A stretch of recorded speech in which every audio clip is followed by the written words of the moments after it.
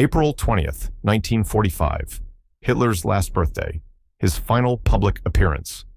The Soviet army is blocks away. Berlin is being destroyed. His empire is collapsing. He emerges from his bunker to award medals to child soldiers. Boys as young as 12, sent to die in a war that's already lost. And what he does in that moment will tell you everything you need to know about whether he ever felt regret. This is 10 days before Hitler's death. The war is over. Everyone knows it. The Soviets are closing in. American and British forces are approaching from the west. Berlin is being bombed to rubble. Millions are dead. Hitler has been living in his bunker since January, the Führer bunker, deep underground beneath the Reich Chancellery. He rarely comes to the surface anymore, but on his birthday, he makes one final public appearance. It's captured on film. You can watch it today. He shuffles out into the Reich Chancellery garden, trembling, hunched over, barely recognizable as the man who once commanded massive rallies, and he pins iron crosses on the chests of Hitler youth, children, boys who will be dead within days, sent to fight Soviet tanks with rifles. Does he tell them to go home, to survive, to save themselves? No, he praises their courage and sends them back to die. But to understand whether Hitler ever felt remorse, we need to go back further, to an obsession nobody talks about. While the war raged, while millions died, Hitler spent hours doing something bizarre. He would sit in his bunker staring at architectural models, miniature buildings, planned boulevards, a fantasy city that would never exist, Germania. This was supposed to be Hitler's masterpiece, a complete redesign of Berlin into the most spectacular capital the world had ever seen. Massive domed buildings, grand boulevards wider than any in Paris, architecture that would last 1,000 years. His architect, Albert Speer, built detailed scale models, and Hitler would spend entire evenings studying them, moving miniature buildings around, planning his perfect city. This wasn't happening in 1938 when Germany was winning. This was happening in 1944 and 45, while his armies were being destroyed on the Eastern Front, while Jews were being murdered in concentration camps, while German cities were being bombed into rubble.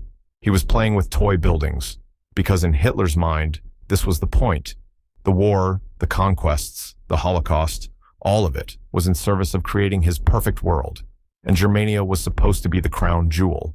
So when the Allies bombed Berlin, destroying the city he planned to rebuild, how do you think he reacted? According to Albert Speer's post-war testimony, Hitler's reaction to Berlin's destruction was chilling. He wasn't devastated about the people who died.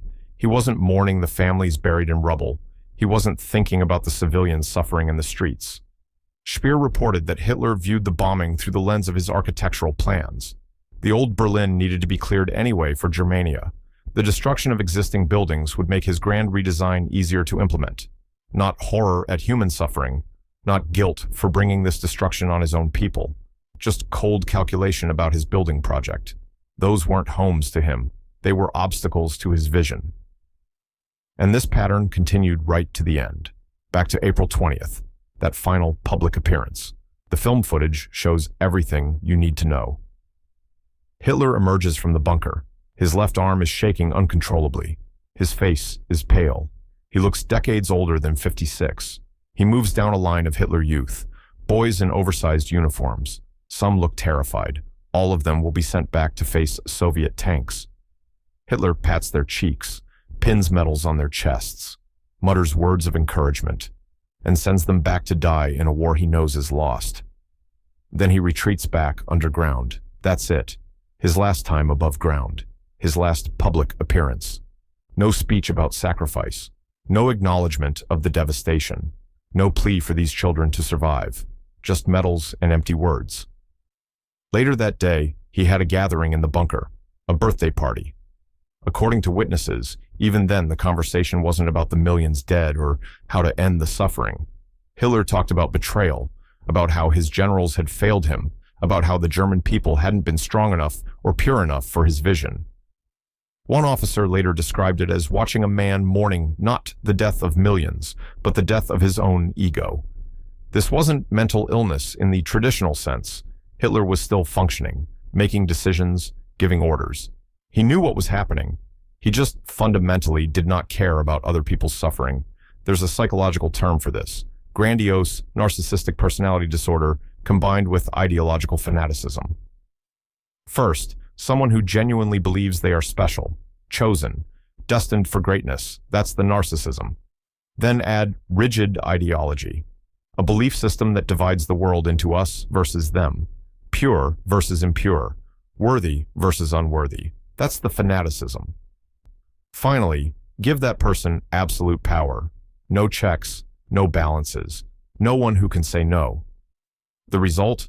Someone who can commit genocide and sleep peacefully because in their mind, they're not killing people.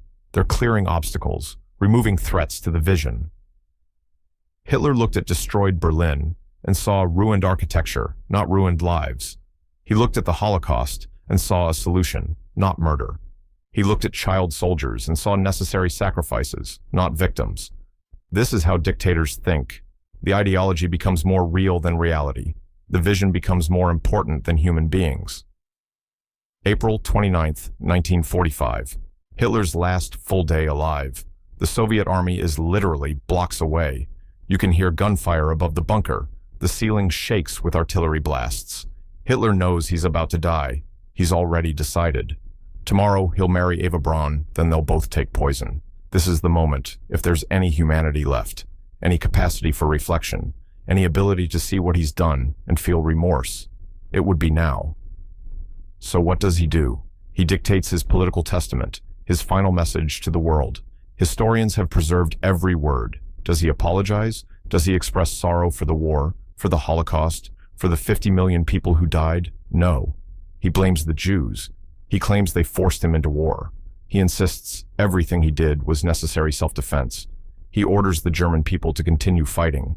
He demands they maintain racial purity, even with hours left to live, even with nothing left to lose.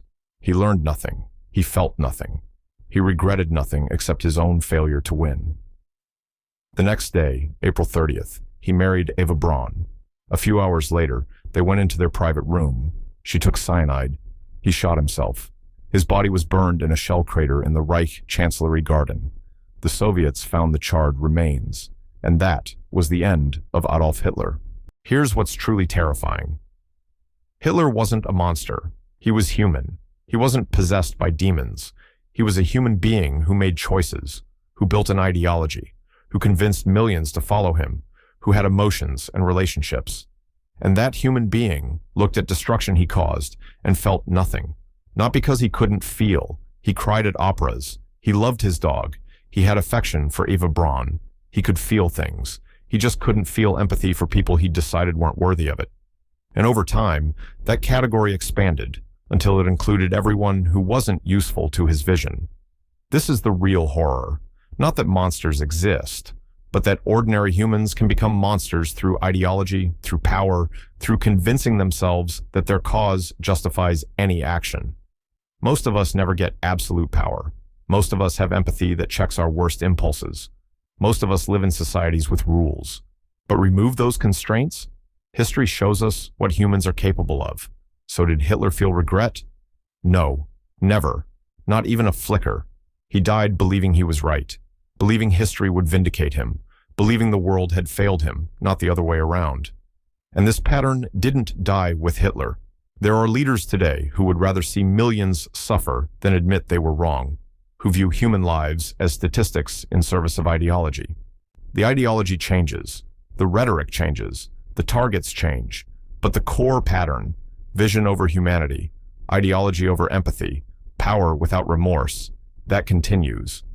That's why this question matters. Not to understand Hitler specifically, but to recognize the pattern, to see the warning signs, because if we can't recognize it, we can't stop it, and history will repeat. Hitler pinned medals on children and sent them to die. He spent his final days studying architectural models while Berlin burned. He dictated his last words without a trace of apology. He died convinced the world simply wasn't worthy of his vision. That's the answer, not regret for what he did, only regret that he lost. Because in his mind, other people's lives were never what mattered. The vision was everything. The ideology was everything. His place in history was everything. And everyone else? Just obstacles in the way. Think about someone who can never admit they're wrong. Now imagine giving that person absolute power. Scary, right? Drop your thoughts in the comments. Subscribe to the Dictator Lab for more.